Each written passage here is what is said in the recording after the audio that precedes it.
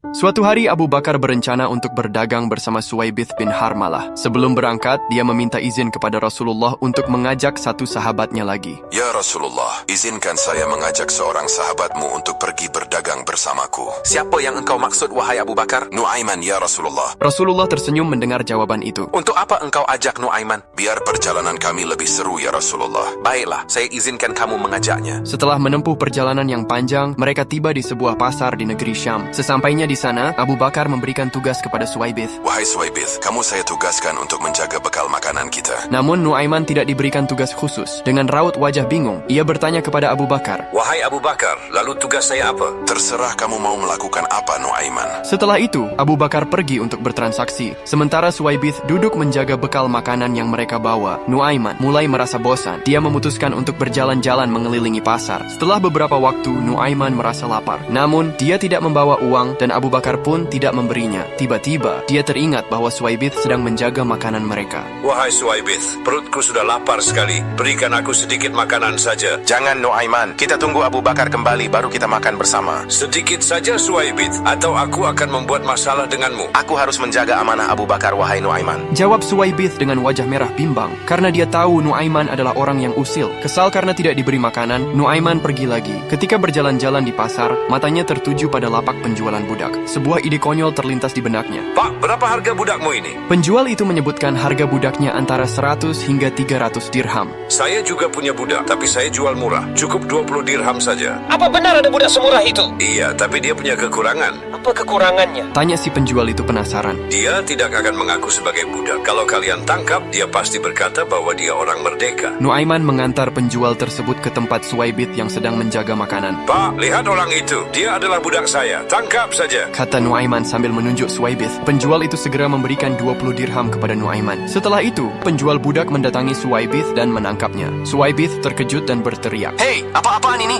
Aku bukan budak, aku orang merdeka. Diam kau, aku sudah tahu kekuranganmu. Ketika Abu Bakar kembali, dia tidak menemukan Suwaibith di tempatnya. Wahai Nuaiman, di mana Suwaibith? Sudah saya jual, wahai Abu Bakar. Apa yang kau lakukan pada sahabatmu itu? Nuaiman lalu menceritakan apa yang terjadi. Mendengar itu, mereka pun pergi ke lapak penjualan budak dan Abu Bakar membeli Suwaibith kembali serta membebaskannya. Ketika mereka kembali ke Madinah, Abu Bakar menceritakan kejadian itu kepada Rasulullah. Rasulullah tertawa mendengar kisah tersebut. Begitu pula para sahabat. Bahkan setahun kemudian, Rasulullah sering menceritakan kejadian lucu itu kepada tamu-tamu yang datang ke rumahnya.